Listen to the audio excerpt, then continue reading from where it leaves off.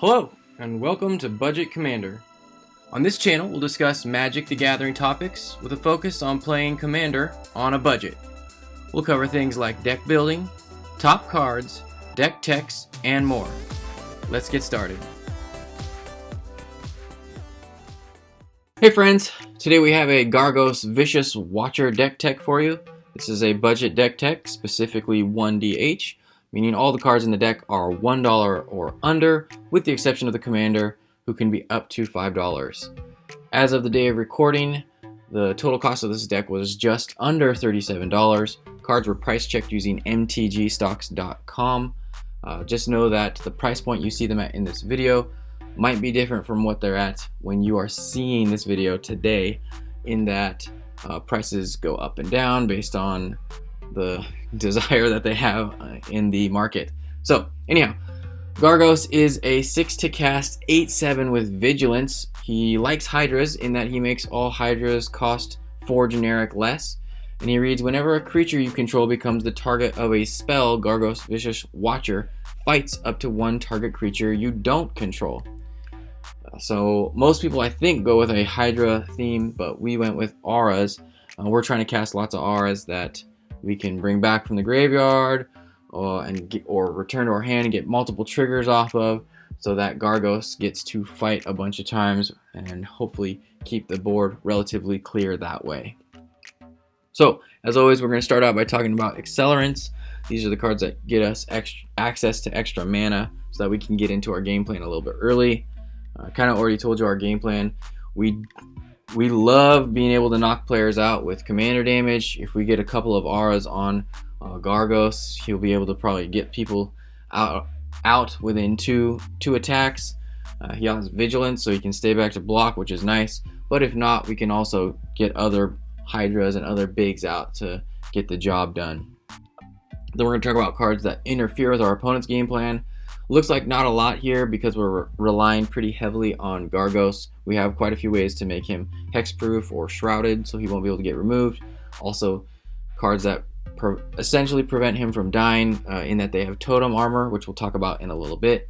So looks like a low number there for interference, but I think it's a solid deck as far as being able to cause problems for our opponents. Cards that provide consistency. These are the ones that are going to keep our game plan flowing. And then lastly, we'll talk about the lands. These are the cards that allow us to play the cards in our deck. So, as far as accelerants, we have a few mana dorks in Elvish Mystic, Llanowar Elves, and Llanowar Tribe. We also have Rishkar Pima Renegade, who puts +1/+1 counters on creatures, and then creatures with those counters can tap. So essentially making more mana dorks. Herald of the Pantheon is a cost reducer for all of our enchantments, also going to gain us a little life, which is nice. Ronus's Monument makes all of our green creatures cost 1 less, and whenever we cast a creature, we can pump that creature up, giving it trample and +2/+2 until end of turn. We have Springbloom Druid and Wood Elves, which are going to help cheat extra lands onto the battlefield early. Beanstalk Giant does the same as long as we send it on an adventure. So use that bottom left-hand portion of his game text first, and then you can cast him out of exile later to have a big beater. Moss Diamond is just a mana rock that taps for green. Heraldic Banner also can tap for green, and it also gives all of our green creatures +1/+0. Search for Tomorrow can cheat us an extra land onto the battlefield for the cost of 3 to do it right now, or we can pay 1 to suspend it and do that in a couple of turns. Rampant Growth, Grow from the Ashes, and Harrow also cheat us extra lands onto the battlefield early. Grow from the Ashes we can kick to do it essentially 2 times. Skyshroud Claim and Ranger's Path get us, and Nissa's Pilgrimage all get us forests to the battlefield early. Nissa's Pilgrimage has spell mastery, so if we have 2 or more instants or sorceries in our graveyard, we're actually going to be able to get 3 forests, 1 to the battlefield and 2 to our hand, as opposed to just 2, which is great value. Lastly, for accelerants, we have Colony Heart Expedition and the Ordeal of Nylea. The Ordeal of Nylea gets us +1/+1 counters to a creature, and if it has 3 or more counters, we get to sacrifice that enchantment aura, and then we get to put 2 lands from our library onto the battlefield tapped. All right, getting into our game plan. So these are some of our big beaters. These are all Hydras, and they also are mana sinks. Feral Hydra can come in as a 4/4 if we have Gargos out and for just 1 green. Otherwise, you can pay whatever amount to make him whatever size you need, and then slowly grow him for 3 mana, get extra counters on him. Hero's Bane doubles in size every time you want to pay 4, and then Domesticated Hydra is a 3/3, and once you give it Monstrous, it gets Trample, and you get to decide how many +1/+1 counters go on it. So lots of mana to be spent right there. Oran Reef Hydra is a 5/5, but every time we play a forest, it's going to get +1/+1 counters. 2 of them, otherwise other lands just give it +1/+1, which is still great. Nylea's Colossus is awesome in this deck. Whenever we cast an enchantment, which we have lots of, you're going to be able to double the power and toughness of a creature until end of turn. So if you use this in Gargos, it becomes 16, 14, and then if you play another enchantment, it's a 32, 28. You're usually going to be able to knock somebody out as long as you're able to give Gargos trample at that point. Honored Hydra is just a big 6/6 trampling Hydra that you can play for 2 as long as Gargos is out, and then you can embalm it to get it back another time, which is nice. We're going to protect our big creatures with cards with totem armor. So these all buff our creature up in some way or another, but then the main thing we like about them is that if the creature would be destroyed, we can instead send this aura to the graveyard and that creature gets to live. So we can protect ourselves from all kinds of removal with the exception of exile, I believe. These are cards that we can get back to recast from our graveyards. We have Aspect of Mongoose, which gives the creature Shroud, and then if the creature would die, we return the Aspect of Mongoose to our hand. Talons of Wildwood, if it goes to the graveyard, we can pay 3 to return it to our hand. And then Dragon Fangs, anytime we cast a CMC 6 or greater, we can recast Dragon Fangs essentially from our graveyard to that creature. Gaia's Embrace pumps the creature up, giving it +3/+3 in trample and regenerate. Great target for Gargos in that you're going to make him harder to kill, and he's going to be able to knock players out in 2 attacks. Plus he's got Vigilance, so he can stay back to block. Whip Silk is amazing in this deck because you cast it for 1, you get a trigger for Gargos, and then you can pay 1 to return it, and then another 1 to recast it, getting another trigger for Gargos. So this allows you to essentially fight as many times as you want. Just be careful not to kill your own guy off. Alpha Authority gives your creature Hexproof and Menace, whoever you attach it to, and then Loyal Guardian's going to pump up our whole team as long as we have Gargos out. We really want to keep him out, which is why we have so many protection spells or auras. And then Oath of the Ancient Wood, every time we cast an enchantment, so if we had Whip Silk and we're recasting it over and over, we get to put +1/+1 counters on target creature.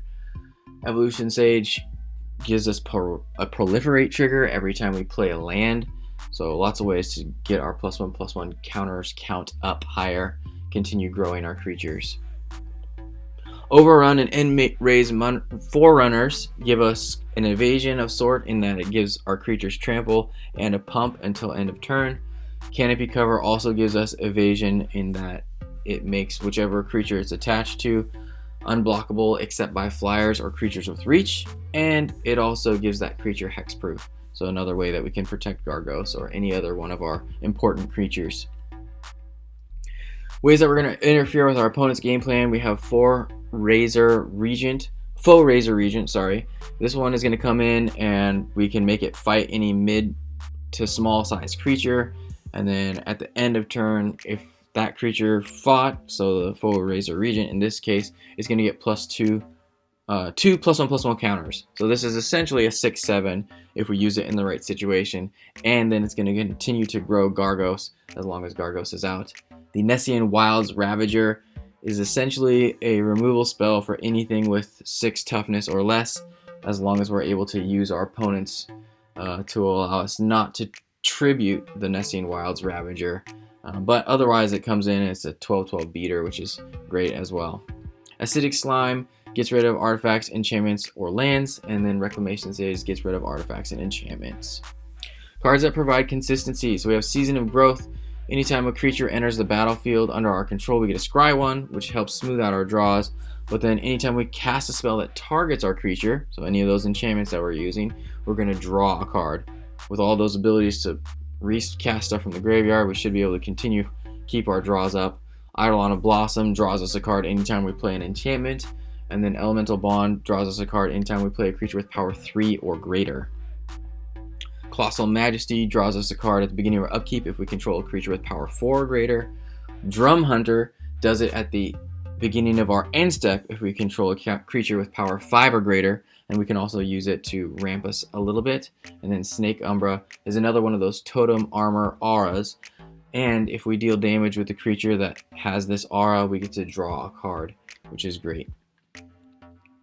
And then here we have Genesis and Dozing Shaman, which help us recur cards from our graveyard. Genesis, as long as it's in our graveyard, we can pay 2 and a green, return a creature from our graveyard to our hand, and then the Dozing Shaman helps us get enchantments back from our graveyard every single turn. Ulvenwald Observer is a 6/6 that anytime a creature with power 4 or greater dies, we get to draw a card. So anytime our bigs die, draw a card. It's great.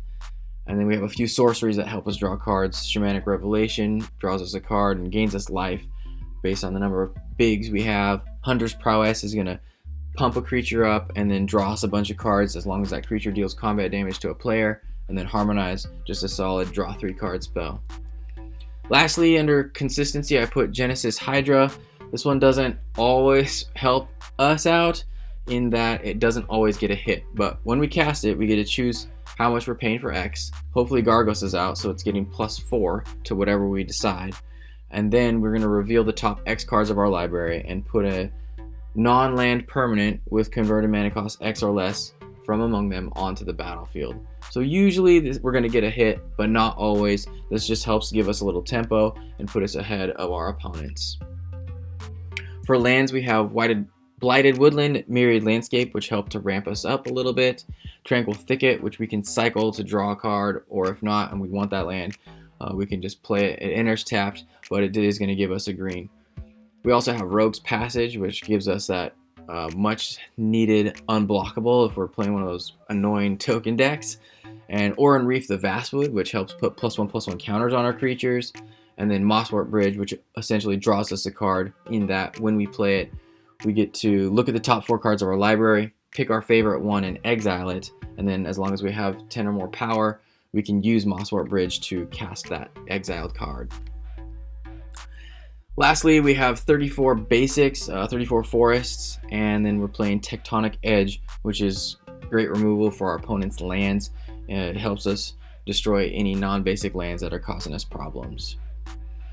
If you like the idea of kind of trying to control the board, play a big thing, get in for combat damage with your commander or commander damage, and this deck looks fun to you, give it a go. Let me know how you liked it.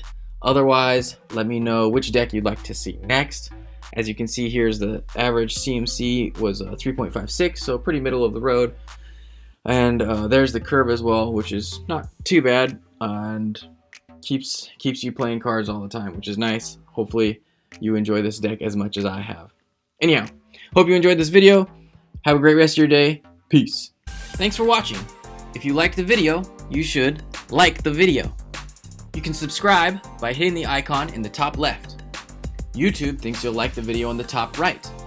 Otherwise, you can check out one of the playlists on the bottom. Have a great day.